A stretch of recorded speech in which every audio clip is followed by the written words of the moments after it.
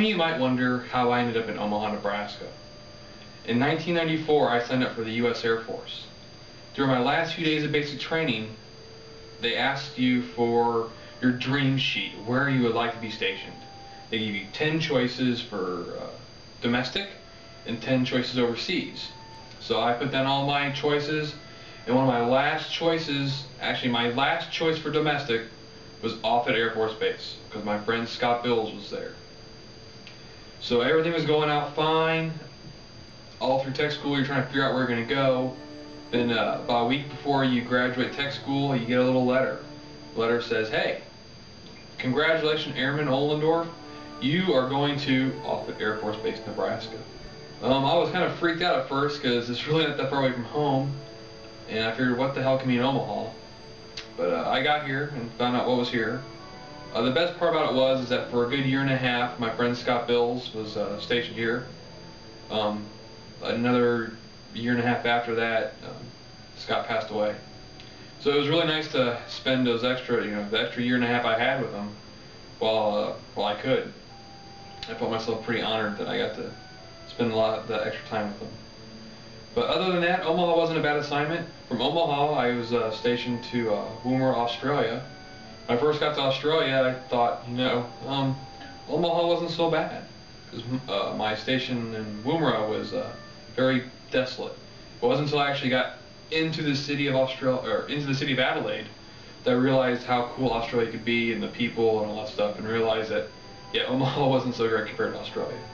But now I get to come back here from time to time. It's not so bad. I'm going to take you to dinner tonight with us. We're going out to dinner at the old market. It's the older part of Omaha that they're kind of like restoring at the moment. It's really cold and it's probably going to be dark by the time we go out to eat. But I can guarantee since we're walking, the beer's going to be flowing, and we should have some fun.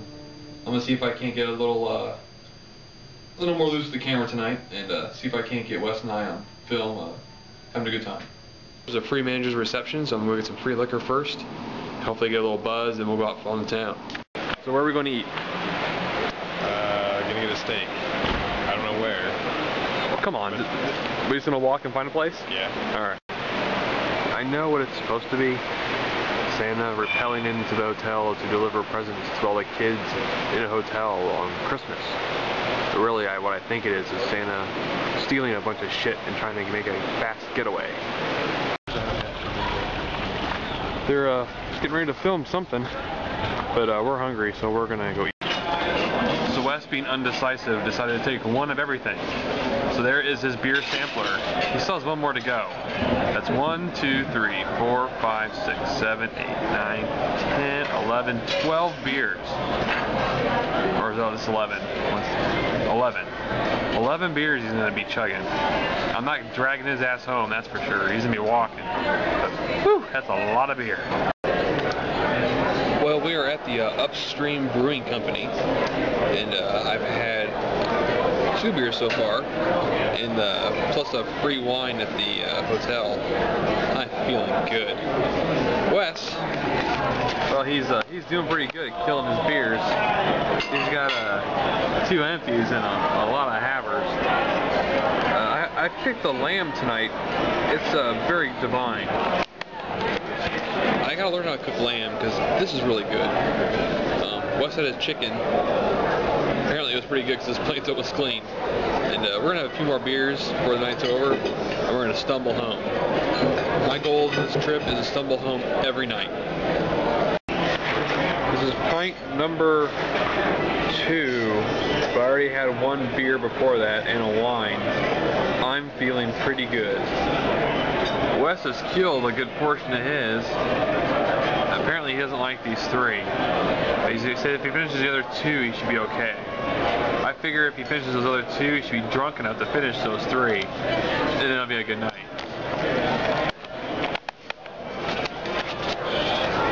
Omaha can be a fun town if you drink a little. Well, my friends, there is the Dubliner pub. I spent many nights when I lived here drunkenly crawling up those steps, stumbling on that rock, and throwing up on the sidewalk here.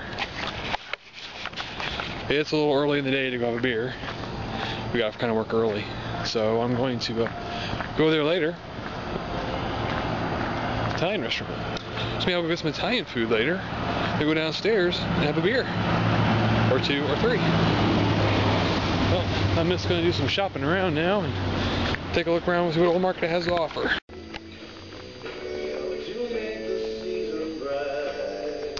Yes, ticker.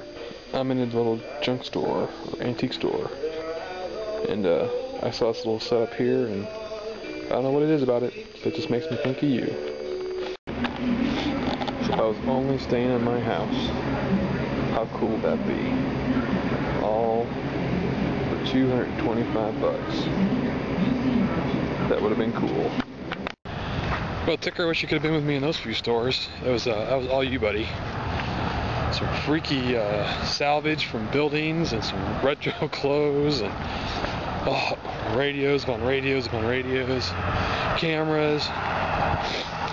Yeah, that's the kind of store I need to bring you along with so we can have some fun talking and making fun of the stuff that's in there. I'm kind of disappointed, man. It's just not exactly what I remember.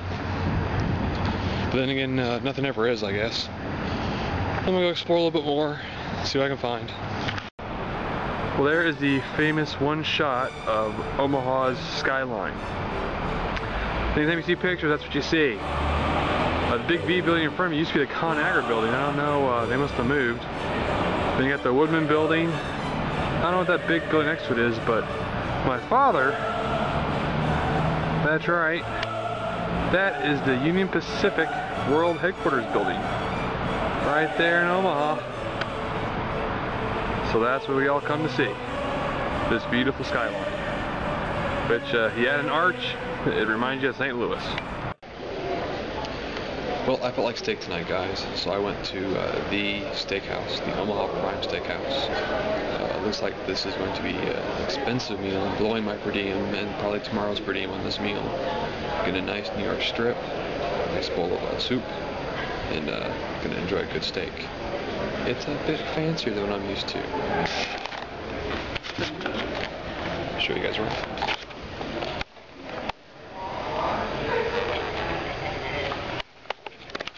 Should be a good night. See, Dad, you'd be so proud of me. It's beef and barley soup. I thought I'd give some soup a try. I wouldn't even have just shown that one in time lapse. If all soups tasted like that, I'd eat soups a lot more often. Wow, that was good. So there's my nice big New York strip, some glazed carrots, and I am ready to go to town. Yep, all gone. Probably one of the better steaks I've ever eaten. It was really good. Flavorful, texture was great. Carrots were a little too sweet, but other than that, they were cooked just right. But yeah, a very good meal. Well, that was a $60 meal. It was pretty good. I don't think it was worth quite $60, but it was still pretty good. Now it's off to Dubliner to grab myself an after dinner drink. Well, does this walk seem ever so familiar? I could probably do it in my sleep. Whew. I had a few pints of Guinness and talked politics with an absolute stranger. That's always fun. Why they always come pick me, I don't know. I think that'll be the last time I go to a pub alone. So if you go with somebody, strange people don't bother you. Anywho, it was a pretty dull night in there. I thought there was going to be some music playing, but apparently that doesn't start till later, and I gotta work tomorrow. So I am going to go back and finish the first movie, hopefully get that out, and get some sleep. Ooh, excuse me. Good night, everybody. My heart and from my hands, why don't people understand my intentions? Ooh.